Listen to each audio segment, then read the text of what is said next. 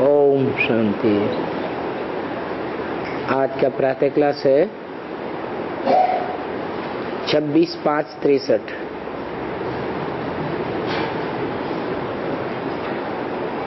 Record चला है तकदीर जगा कर आई हूँ।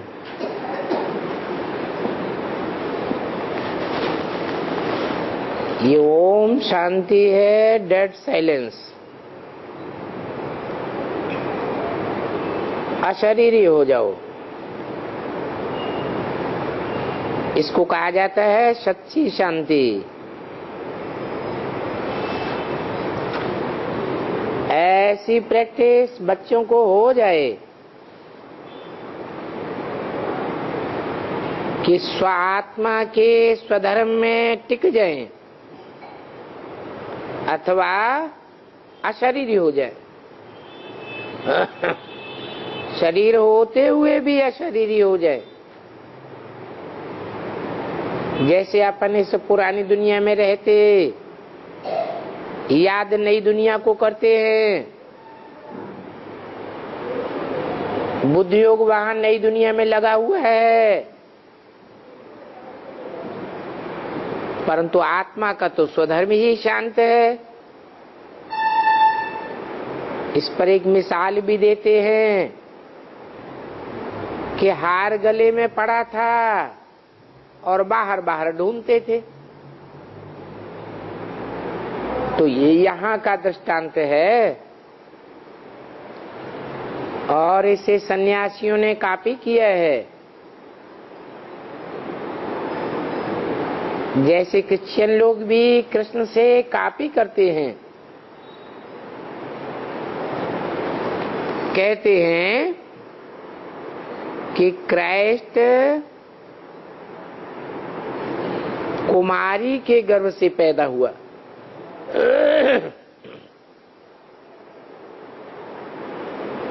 अब ऐसे तो होता नहीं है कि कृष्ण कोई कली से पैदा हुआ जो उन्होंने कॉपी कर लिया। तो बाप समझाते हैं तुम्हारा स्वधर्म शांत है। इस शांति में रहने से सन्नाटा हो जाता है।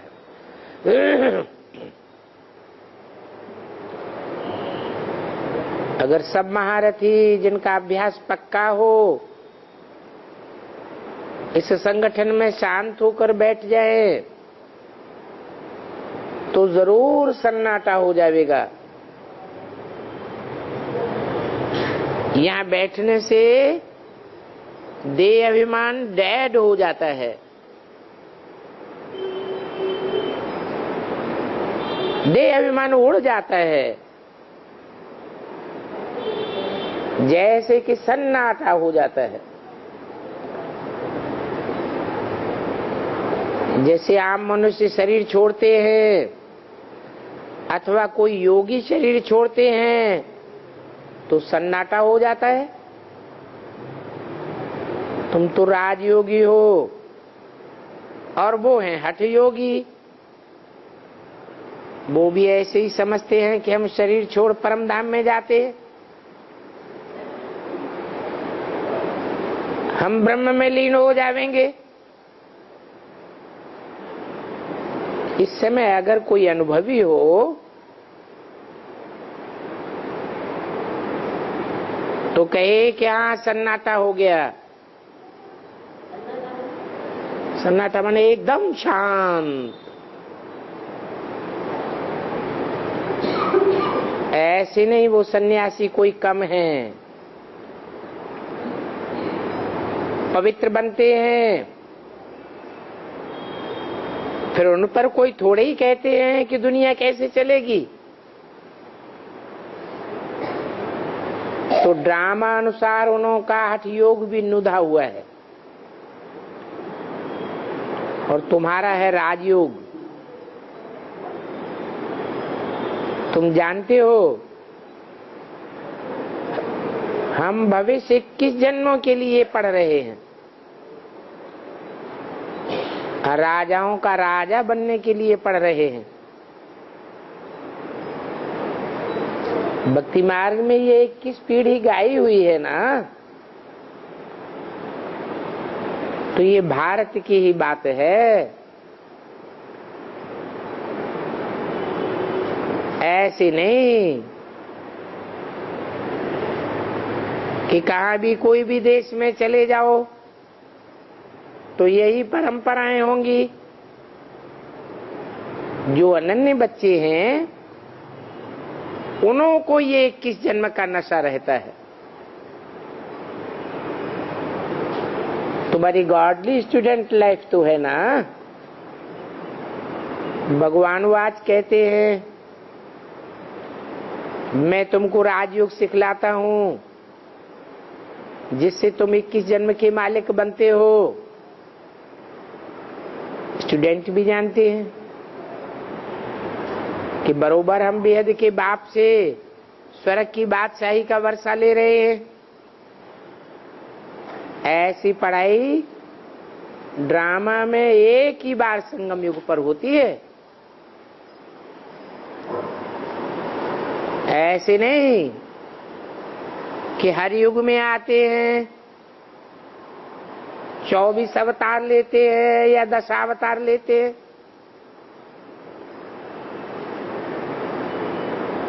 एक ही बार आते हैं और एक ही बार में तुम 21 जन्म की प्रारब्ध ले लेते हो। यहाँ इस दुनिया में है अल्पकाल के लिए मर्तबा। कोई प्रेसिडेंट आदि बन जाते हैं, उनकी 5 या 10 वर्ष ड्यूटी रहती है, फिर उनको बदली कर देते हैं। आज रुपए जितना मान है और कल उनका मान घटाए करके पाई पैसे का बना देते हैं। और कोई का तो मान बिल्कुल खत्म ही कर देते हैं।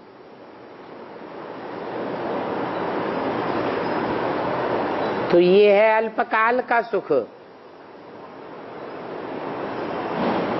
फिर भी देखो, उस अल्पकाल के सुख में भी नेहरू क्या था और अब नेहरू क्या होगा। चलते चलते कोई दुश्मन मार डाले, ये डर तो रहता है ना। कोई कोई को तो सारी लाइफ के लिए चुन लेते हैं, परंतु मान लो कोई समय कुछ हुआ, कोई दुश्मन निकला और मार डाला। अभी तुम तो हो गुप्त, तुम जानते हो। हम भविष्य के लिए इस जन्म में पुरुषार्थ कर रहे हैं और दुनिया वाले तो सभी इसी जन्म के लिए मर्तबा पाते हैं। तुम्हारा पुरुषार्थ अंत तक चलता है, जब तक शरीर छोड़ो।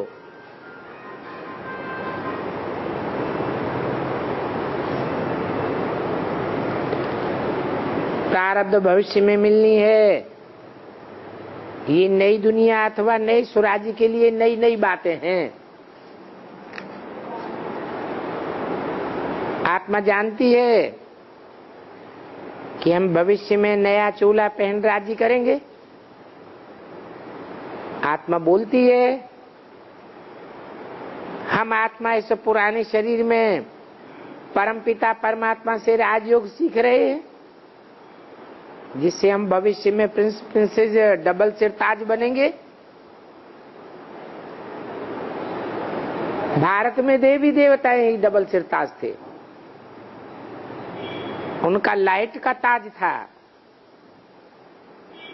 और रतन जड़ित ताज, दोनों ही ताज थे। इसी भारत में जब वो पूज्य, अभी वो पुजारी बन जाते हैं। पुजारी बनते हैं तो वो लाइट का ताज नहीं रहता है, क्योंकि विकारी बन जाते हैं। तो ये ज्ञान सिर्फ तुम बच्चों की बुद्धि में ही है। तुम जानते हो हम ये शरीर छोड़ जाए प्रिंस बनेंगे, फिर डबल सिर ताज बनेंगे, ये तुम्हारी अहम ऑब्जेक्ट है। इसलिए वो चित्र बनाना चाहिए। हर एक चित्र बनावे।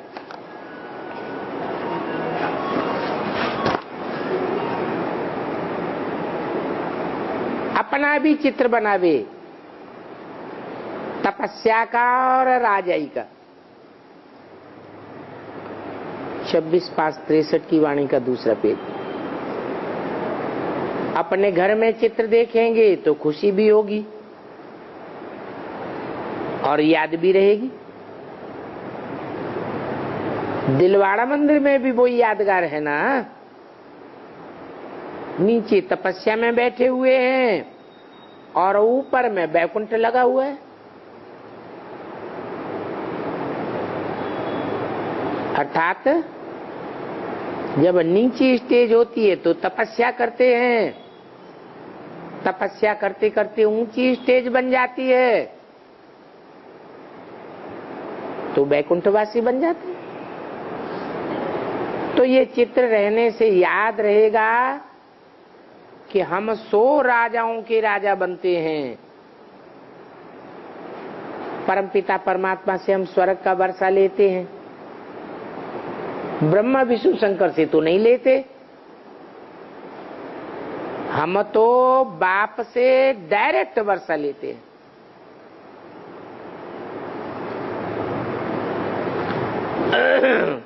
कैसे हैं?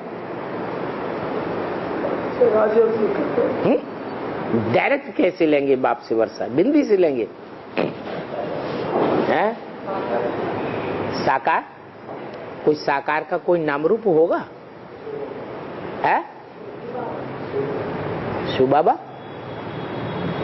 बाबा भी तब कहा जाएगा जब निराकार ज्योति बिंदु साकार में आवे।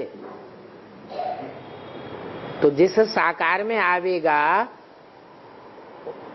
उसका पहले कोई नाम रूप होगा या नहीं होगा? क्या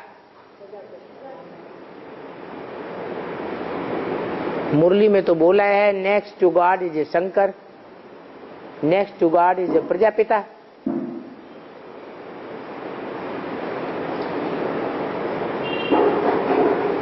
तो इससे साबित तो होता है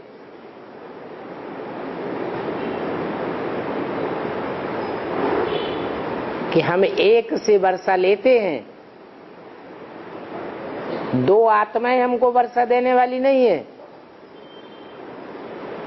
ऊंचते ऊंचे है शिव बाबा, और वो शिव बाबा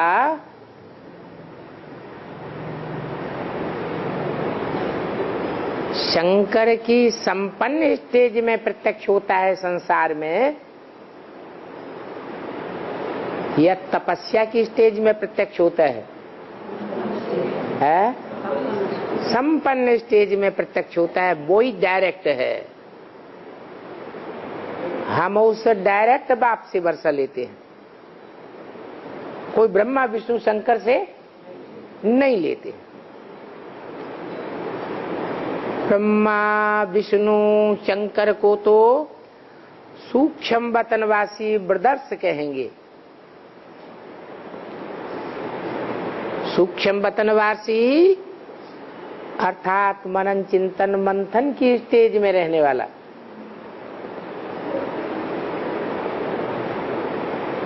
शिव बाबा को मंथन की जरूरत है, चिंतन करने की जरूरत है नहीं। वो तो त्रिकालदर्शी है सदैव, वो तो असोचता है।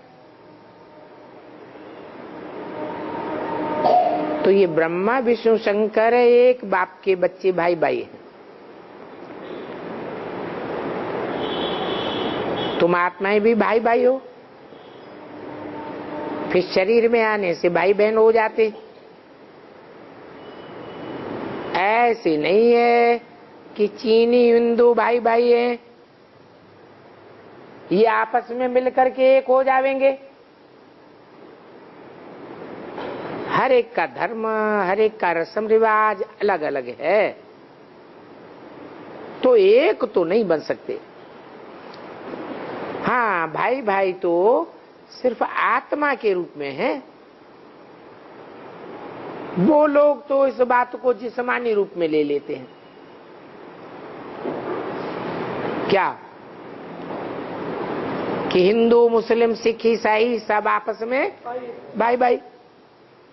अभी तुम तो जानते हो कि मनुष्य सृष्टि का चक्र फिरता ही रहता है। मनुष्यों को ही 84 जन्म मिलते हैं,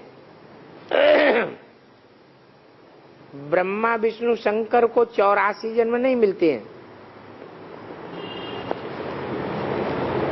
तो बाबा ने समझाया है, जब सृष्टि खलास होगी तो पहले शिव बाबा जाएंगे, फिर ब्रह्मा विष्णु शंकर जाएंगे,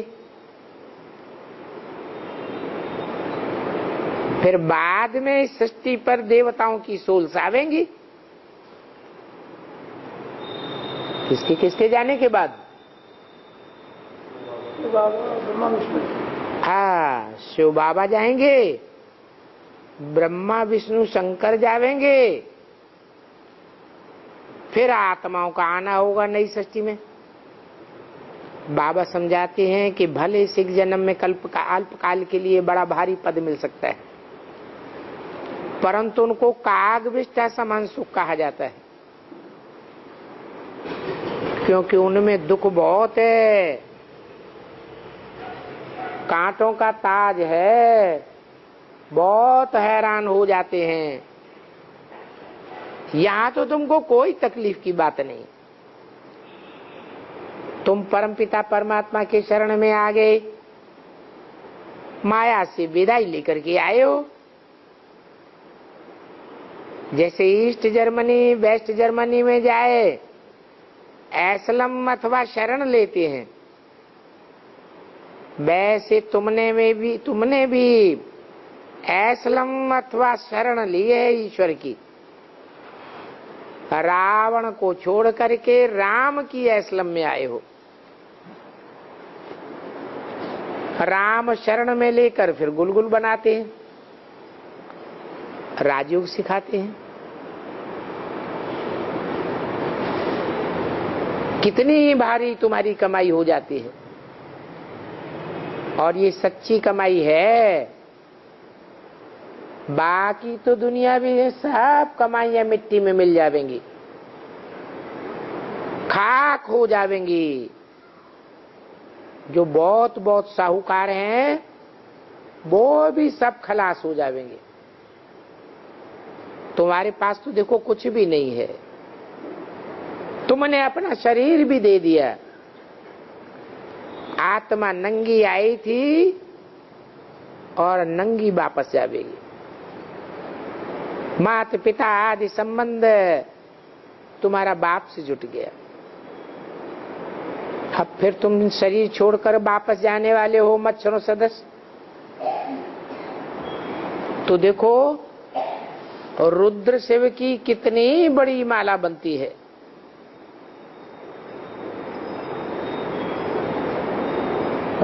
साढ़े 500 करोड़ की माला है।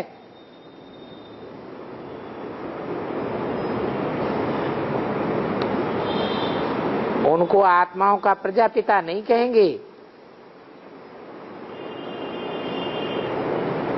क्या कहा है? रुद्र को आत्माओं का प्रजापिता नहीं कहेंगे, वो आत्माओं का पिता है। आत्माएं कोई प्रजा नहीं है जिनका प्रकृष्ट रूप से जन्म हुआ हो। क्यों? क्योंकि आत्मा अजर अमर अविनाशी है, उसका जन्म होने की बात ही नहीं है। प्रजा तो मनुष्यों की होती है। तो देखो रुद्र की माला कितनी बड़ी है। ये ज्ञान भगवान के बगैर कोई नहीं दे सकता। नॉलेजफुल ब्लिसफुल वो ही एक बाप है। वो आकर के मुक्ति, जीवन मुक्ति का रास्ता बताते हैं। इसको ही आशीर्वाद कहेंगे। अभी तो सारी दुनिया का प्रश्न है, क्योंकि सारी दुनिया शांत है, पतित है। सतयुग में तो बिल्कुल शांत होते हैं, कोई झगड़ा नहीं होता, न घर में होता है और न नेशन में होता है। यहाँ तो देखो चारों ओर मारामारी लगी पड़ी है। अपने घर में बैठ भी शांत नहीं होती। कोई बिरला ही घर होगा जिस घर में शांति हो, है? वो कौन सा बिरला घर होगा? है?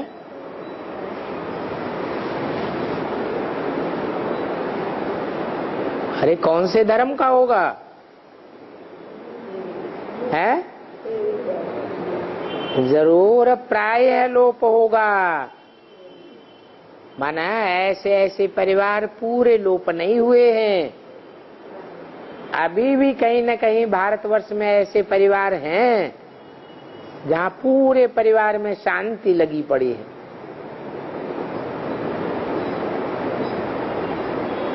नहीं तो ये दुनिया है ही पतित दुनिया, दुखधाम है। सुखधाम को स्वर्ग है और दुखधाम को नरक कहा जाता है। बाकी मनुष्यों को तो ये भी पता नहीं है कि हम रौ नरक में पड़े हुए हैं।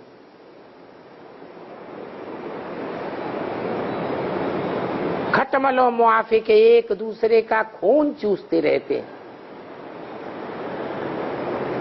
मनुष्य बेचारे मेहनत करके कमाते हैं, उन पर टैक्स लगा करके 75% तो गवर्नमेंट ले लेती है। तो क्या यही सुख की दुनिया है?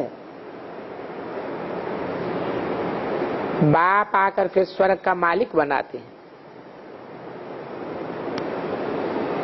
तुम श्रीमत से ही श्रेष्ठ बनेंगे। श्रीमत भगवत गीता है, अर्थात भगवान की गाई हुई है, भगवान का गीत है। वो गीता तो कोई श्रीमत की नहीं है। बाप कहते हैं बच्चे मैं जो ज्ञान दे रहा हूं ये तुमको राजाओं का राजा बनाने वाला है। ये कोई परंपरा नहीं चलता है। सतयुग में तो कोई पतित नहीं है जिनको ज्ञान मिले, वहां तो सब प्रारब्ध वाले हैं। ये ज्ञान लोप हो गया, फिर गीता का ज्ञान कहाँ आया? कहां से आए? पीछे तो मनुष्यों ने बैठ गीता बनाई है। पहले पहले तो मेरा नाम निकाल, जिसने मेरे से राज भाग लिया, किसने लिया है? कृष्ण ने लिया। और किससे लिया है?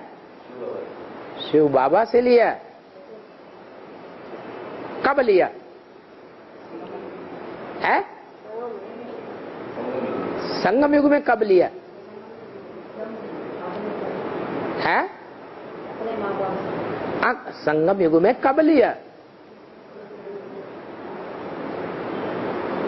अरे संगम युग तो 100 साल का है, अभी ले रहे हैं। अभी लेने वाले को शरीर है, पुरुषार्थ कर रहा है अपना। वो शरीर ही नहीं है तो पुरुषार्थ कहां से कर रहा है? फिर कब लिया? कृष्ण की आत्मा ने शिव बाबा से लिया तो कब लिया? हल हाँ, यज्ञ के आदि में ही दिया और यज्ञ के आदि में ही लिया। जिसने मेरे से राज भाग लिया उनका नाम डाल दिया है।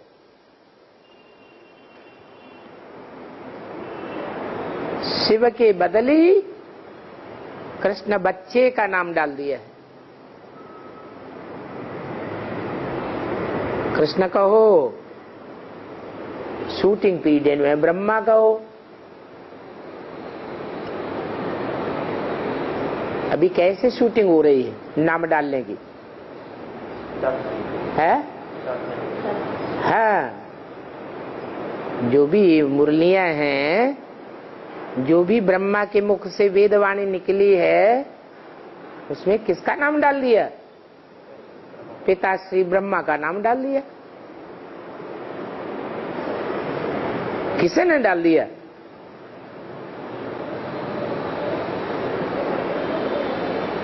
अरे डालने वाले कोई तो होंगे, शूटिंग करने वाले हैं। देहधारी गुरुओं ने डाल दिया। शिव बाबा का नाम निकाल दिया। बाना कृष्ण का नाम डालने वाले ये भूल गए कि कृष्ण को भी ज्ञान देने वाला कौन था यज्ञ के आदि में। वो कौन सा बाप था जिसने इनकी बुद्धि में बैठाया कि तुम कृष्ण की आत्मा बनने वाले हो। कृष्ण के रूप में तुम्हें जन्म लेना है सतयुग में। सब भूल गए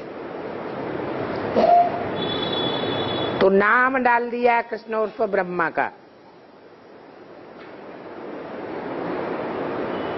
फिर सब की बुद्धि में बैठ गया गीता का भगवान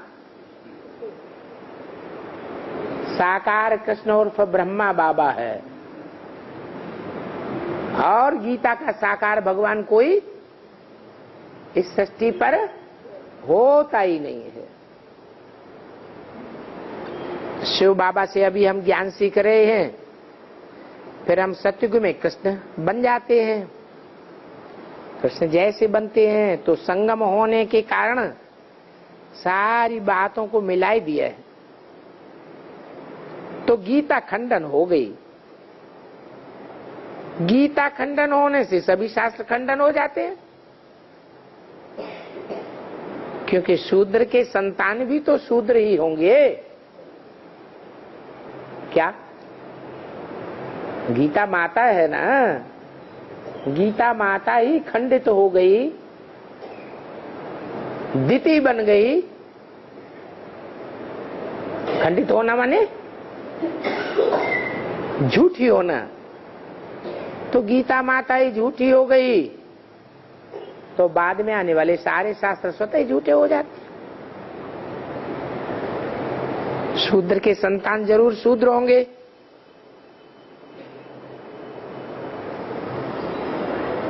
तो और सभी शास्त्र गीता के बाल बच्चे हैं। गीता झूठी होने से सभी शास्त्र झूठे हो गए। ये गीता 95% झूठी है, खंडन की हुई है। जैसे आटे में लूण मिसल सच्चाई है।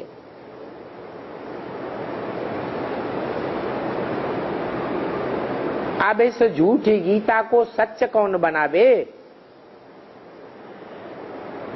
जो कहते हैं वो जरूर जानते होंगे कि इस गीता में कितना सच है कितना झूठ है। वो जानने वाले समझाए भी सकते होंगे, है? समझा सकते होंगे कि नहीं? है? नहीं समझा सकते। ब्रह्मा कुमारियां क्या कहती हैं? वो तो कहती हैं सब धर्म वालों ने, सब मठ पंथ वालों ने भले गीता की व्याख्या की है, अपने अपने तरीके से सच्चाई को प्रत्यक्ष किया है, लेकिन हम गीता की व्याख्या नहीं कर सकते। क्यों नहीं कर सकते? क्योंकि उन्हें सच्चाई का पता ही नहीं है। और धर्म वालों ने व्याख्या की है, वो अपनी व्याख्या को ही सच्चा समझ बैठे। तो बोला कि 95% गीता खंडन की हुई है। जैसे में आटे में लून जो कहते हैं, वो जरूर जानते हैं कि इसमें कितना सच है और कितना झूठ है। किसमें? जो शास्त्र बनाया है मनुष्यों ने, गीता शास्त्र, उसमें कितना सच कितना झूठ है वो बता सकते हैं और समझाए भी सकते होंगे।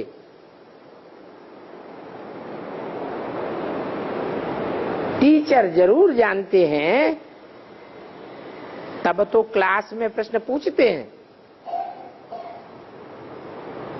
हा?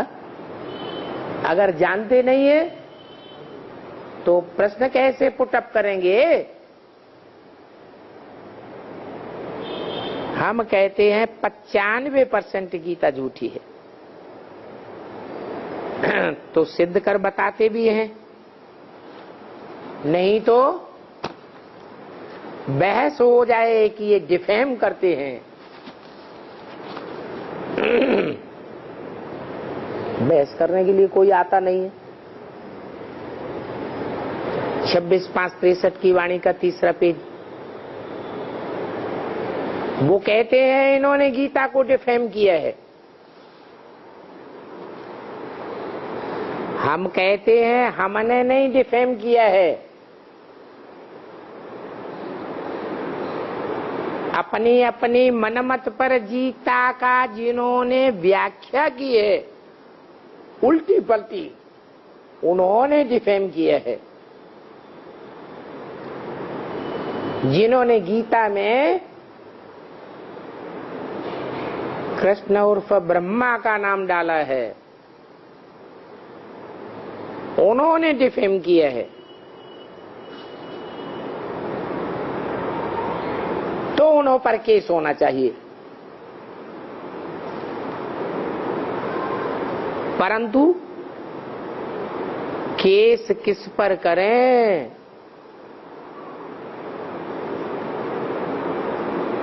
एक हो तो केस करें, और गवर्नमेंट भी तो इररिलीजियस है।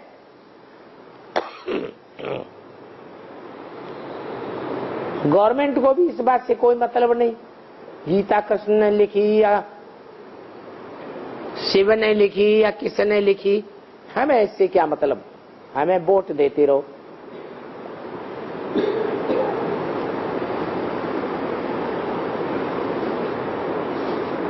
तो गवर्नमेंट भी धर्म को न मानने वाली है, इररिलीजियस, अनलॉफुल, इंसॉल्वेंट गवर्नमेंट है। सतयुग में रिलीजन देवी देवता हैं, तो गवर्नमेंट भी राइटियस, लॉफुल, लॉ ऑर्डर में रहता है। अभी तो कोई लॉ ऑर्डर को मानता ही नहीं। यहां तो कोई लॉ, कोई ऑर्डर नहीं है। वहां नई दुनिया में सॉल्वेंट सॉवरेंटी है। तो देखो कितना फर्क हो जाता है। तो बाप से ऐसी सॉल्वेंट सॉवरेंटी का, रिलीजियस, लॉफुल सॉवरेंटी का वर्षा लेना चाहिए ना। सो लेंगे तब जब बाप को पहचानेंगे। देखो, ये खांसी भी कर्म भोग है ना। सतयुग में तो रोग का नाम निशान नहीं रहता है, हैं? क्या सतयुग में रोग का नाम निशान होगा? हैं? नहीं। भूत प्रेतों का नाम निशान होगा? सूक्ष्म शरीर धारण करने वालों का नाम निशान होगा? वहां काली मौत होगी नहीं। वहां तो एवर हेल्दी एवर वेल्दी किस जन्मों के लिए बनते हैं। भक्ति मार्ग भी शुरू होता है तो वहां भी इतने वेल्दी होते हैं। कब भक्ति मार्ग में कब वेल्दी होते हैं? द्वापर के आदि में इतना वेल्दी होते हैं जो सोमनाथ का कितना बड़ा मंदिर बनाते हैं। कितनी धन संपत्ति उसमें भरी हुई थी। मंदिरों में जब इतनी धन संपत्ति भरी हुई थी तो जिन्होंने बनाया होगा उनके पास कितनी होगी। तो उनके घर कितने बड़े बड़े आलीशान होंगे। सतयुग त्रेता के बाद मंदिर बनाने शुरू करते हैं। कितनी मिल्कियत रहती है, एवर हेल्दी निरोगी काया रहती है। भारत की आयु एवरेज 150 वर्ष थी, अभी तो 30 वर्ष रह गई है। क्यों?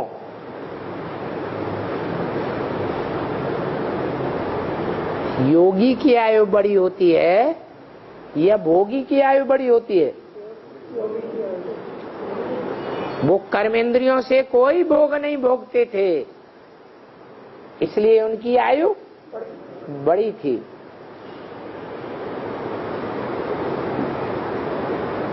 वो योगी थे। अभी तो कर्मों के भोगी हैं। कृष्ण को भी योगेश्वर कहते हैं।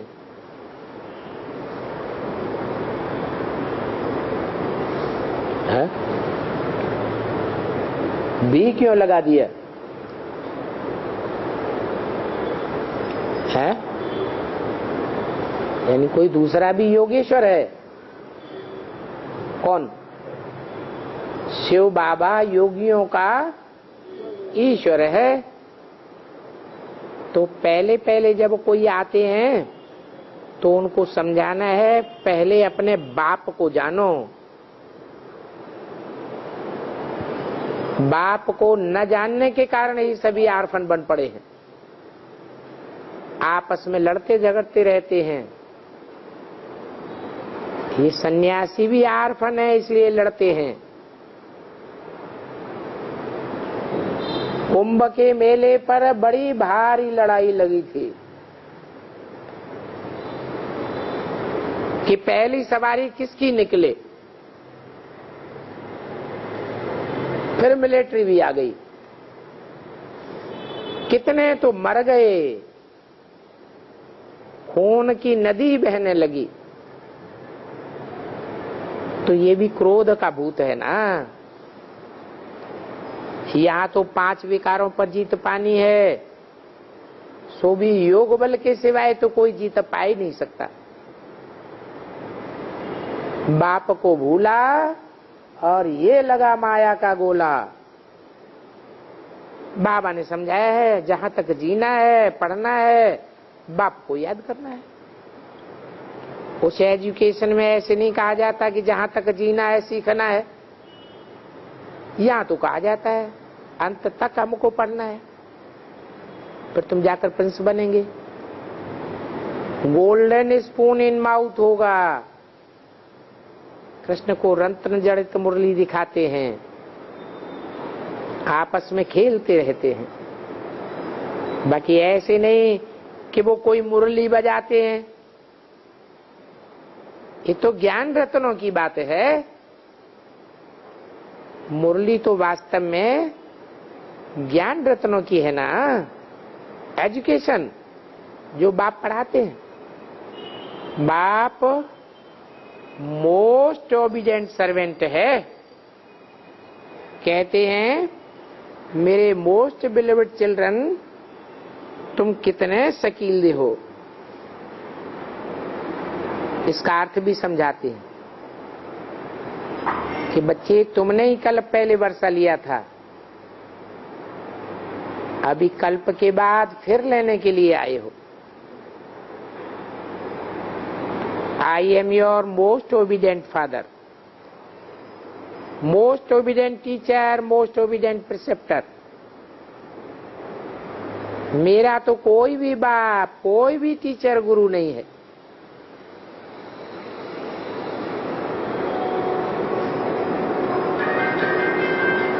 तुम्हारे तो बाप हैं, मेरा कोई भी बाप टीचर गुरु नहीं है। तो ये बड़ी समझने की बातें हैं। और क्या निश्चय करावे?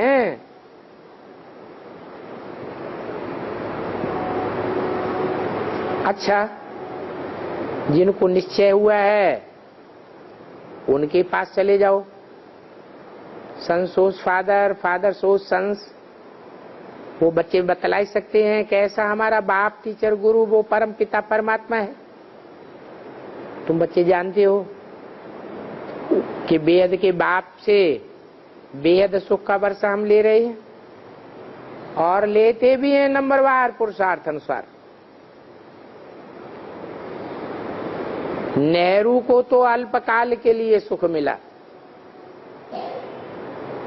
आजकल तो सभी को गोली मारते रहते हैं। सतयुग में तो ऐसी बातें नहीं होती हैं। यहाँ तो दुनिया में कितना दुख है, अकाले मर जाते हैं, रोने पीटने का हशर हो जाता है। स्वर्ग में कितने अपार सुख हैं। तो ऐसा सुख पाने के लिए पुरुषार्थ करना पड़े। सभी को तो एक जैसा नहीं वर्षा नहीं मिलेगा, क्योंकि नंबर बार पास होते हैं, कोई चलते चलते फेल भी हो जाते हैं। फेल हो जाते हैं माना क्या है? भागंती हो जाते हैं तो समझते हैं ये फेल हो गया। बाप अथवा साजन की सजनी बनकर फिर छोड़ देते हैं। बच्चा बाप को फारकती दे देता है, सजनी साजन को डाइवोर्स दे देती है। कहते भी हैं मैं तेरी हूं, फिर फारकती दे देते। तो कम वक्त हुए ना। बख्तावर भी यहाँ बनते हैं तो कम वक्त भी यहाँ बनते हैं। गीत में है ना, तकदीर जगा कर आई हूं। स्कूल में तकदीर जगाने बैठते हैं, फिर कोई तो कितना ऊंच पद पाए लेते हैं, कोई कम। यहाँ भी तुम कहते हो हम नर से नारायण बनने आए हैं, सो भी 21 जन्मों के लिए तकदीर तो बनी। फिर देखना है सूर्यवंशी में आवेंगे या चंद्रवंशी में आवेंगे। बाप का तो बना, फिर हम कितना ऊंच पद लेंगे।